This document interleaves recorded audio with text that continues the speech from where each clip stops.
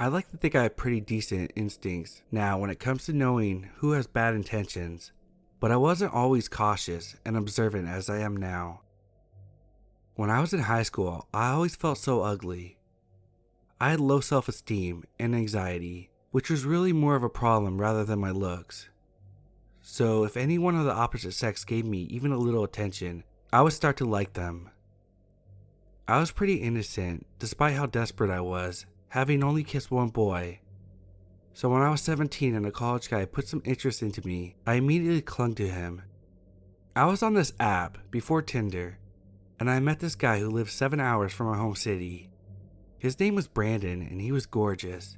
Blonde hair, muscular, blue eyes. He played soccer for his university and was 19 years old. Honestly, he wasn't my usual type. I really like guys with darker hair and eyes. I still do. But he was really handsome and really kind. He would shower me with compliments and talk to me all the time. I lived alone, long story, in an apartment with just my cats. So when I would get lonely or scared, he would always comfort me. A month into talking, he started to ask for pictures. Not ones of my face, but obviously nudes or bra pictures. Now, this was nearly 6 years ago, and I didn't have a good concept of stranger danger on the internet. I mean, smartphones had only really been out for 2 or 3 years at this point, at least in my school and with my age group. 17-year-old me who was insecure wanted to make him happy because I couldn't believe I got in a guy like him. I was ready to do anything he asked. I never sent naked pictures. I was too insecure for that, but I would send him pictures of me in a bra. He would shower me with compliments saying how sexy and beautiful I was, and I fell for every word. With time, I started to get upset though. I wanted to see him. I would always send him when he asked, but he would never send me any. He would show me pictures of him with his shirt off, but the pictures were always bad quality. When I started to get persistent, he promised he would start calling me. For some reason, that appeased me, and we talked many times a week. After a couple months, he got increasingly more sexual with me, telling me what he wanted to do with me and how badly he wanted me. This made me kind of nervous since I had only kissed a boy, but it also made me a little excited. It felt good to be wanted by someone, and I had really grown to like him. This was all during the first semester of my senior year in high school, and I was about to turn 18 the next semester in late January. As it got to Christmas time, he started talking about coming to my city to see me for my birthday. This had me really excited, since I really wanted to see him in person so badly. We had first talked about me going to him, something he had insisted on, but I chickened out and said I couldn't drive alone. It was an excuse. I really didn't want to go to an older guy's house and stay with him alone. My house just felt more comfortable and safe. We planned on the weekend after my birthday, and everything seemed fine. But then, one day in my choir class, my best friend, an exchange student from Germany, was talking with me about him. I was telling her about him, and she got very unsettled. "Have you seen him on video?" I told her no, and she gave me a skeptical look. Something doesn't feel right. There's no way that he is real. Not that you couldn't date someone like him, but he's too perfect. She was very direct and blunt with me, something my other friends weren't, so I took her words deeply, and I'm so thankful I did. I immediately asked him for a picture of his face. He made up some excuse about how he couldn't take a picture right then, so I persisted, asking him every day. Finally, my instincts were kicking in, and I was getting scared. I told him I wanted him to video call me. He said no. I fought with him for hours on it one night, telling him if he tells me the truth, I won't get mad. He refused. I searched for his name that he gave me in Facebook, determined to find out on my own if he wasn't gonna give in. Nothing came up on him. I texted him telling him I couldn't find him on Facebook, and he gave in, giving me a completely different name than he told me. That's me. I remember just feeling cold as I read that. I looked up the account, and everything he told me was a lie. His name, his face, his age. He was 25, not 19. I was terrified. I thought I had been talking to someone that was just 2 years older, which is legal in my state, but he was 8 years older. I immediately stopped texting him. That's when he started getting obsessive. He would text me a dozen times a day, call me over and over again. He would beg me to answer him, to give him a chance. Then he started threatening me to answer. He told me that he saved all my pictures and told me that he would send it to all my friends and family on Facebook, show everyone me in a bra, and show our text messages talking about what he would do to me sexually if we met. Looking back, all of this was more damaging to him than me, but I was young and stupid and afraid. I hated my body so much and I was terrified of people seeing it. So I started talking to him again, more reserved and cautious this time.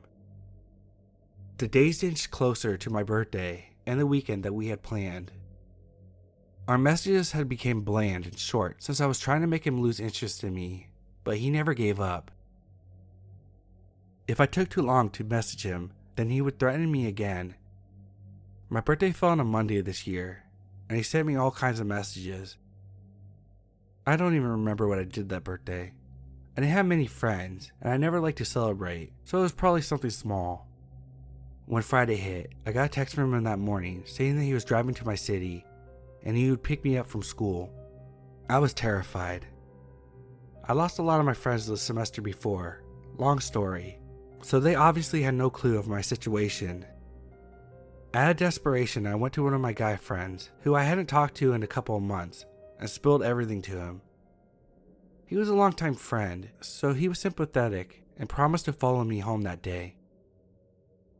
I went straight to my car, ignoring the massive amounts of text saying, "Where are you? I'm here." My friend drove behind me all the way to my apartment, which he had no clue where I was living, and stayed with me as I cried for a while. I turned my phone off, and my friend left later that night. Brandon had no clue where I lived, but I was still paranoid. What if somehow he found me? Only 3 people knew where I lived, 4 now with my guy friend, and he didn't come in contact with any of them. When I finally turned my phone on again, he was threatening me. I was exhausted and fed up. I started spam texting him, yelling and venting. I told him how stressed he made me, and how what he was doing was wrong. I told him to send the pictures, and I didn't care anymore. Then I started attacking his character, telling him that no one can love him if he hides who he is, and threatens people, and treats people like shit when they catch him in a lie. Thankfully for me, he had enough care for me to take my words to heart. He apologized and told me he deleted all the pictures. He swore to leave me alone as long as we still talked to each other once in a while, as friends.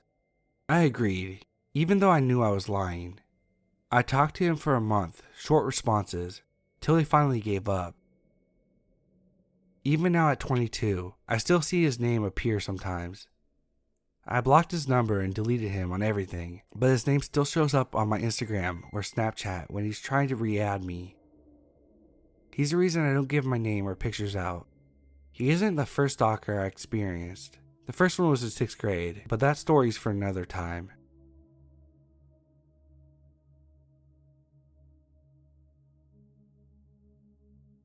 First off, this story happened almost 10 years ago. I'll jump right into it because it's long. I got home from work one day and logged into Facebook to find a message from someone I didn't know. It was too long ago to remember verbatim what was said, but it was along the lines of, "Hey, I know you have no idea who I am, but I've been trying to decide what to do for a few days now, and figured I had to let you know what's been going on.